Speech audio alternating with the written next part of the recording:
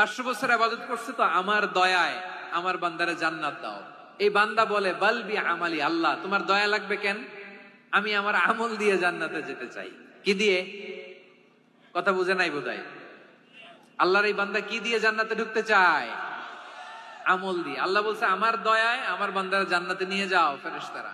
এ বলে আল্লাহ তোমার দয়া লাগবে কেন? সেজদা তো কম দেই নাই, জিকির করতে করতে 500 বছর শেষ করে দিলাম, আবার তোমার দয়া লাগবে?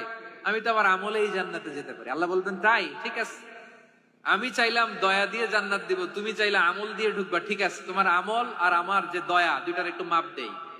তোমার 500 বছরের ইবাদত এক পাল্লায় রাখো। আর আল্লাহ বললেন আমি যে দয়া করে এই দুনিয়ার নাজ নেয়ামত বিউটি সৌন্দর্য দেখার জন্য তোমার দুটা চোখ দিয়েছিলাম, দুটা নয় একটা চোখ আরেক পাল্লায় রাখো। রাখা হবে, দেখা যাবে ওই 500 বছরের ইবাদত হালকা হয়েছে আর মুহূর্তের মধ্যে আল্লাহর দেয়া একটা চোখের নেয়ামত ভারী হয়ে গিয়েছে।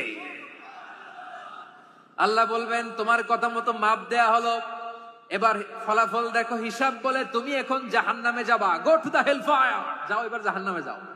মাপ চোখে যখন আসছো আমার সাথে হিসাব ক্যালকুলেশন, যাও তুমি এবার জাহান্নামে যাবা। এবার লোকটা কাচুমাচু করে বলে আল্লাহ আমি বুঝি নাই, আল্লাহ আমি বুঝতে পারি নাই, খেয়াল করি নাই, তুমি আমারে ক্ষমা করো, তুমি আমারে মাফ করো। ও আল্লাহ এবার আমি টের পেয়েছি, এবার আমি বুঝতে পেরেছি তোমার দয়া ছাড়া দুনিয়ায় কেউ জান্নাতে যেতে পারবে না।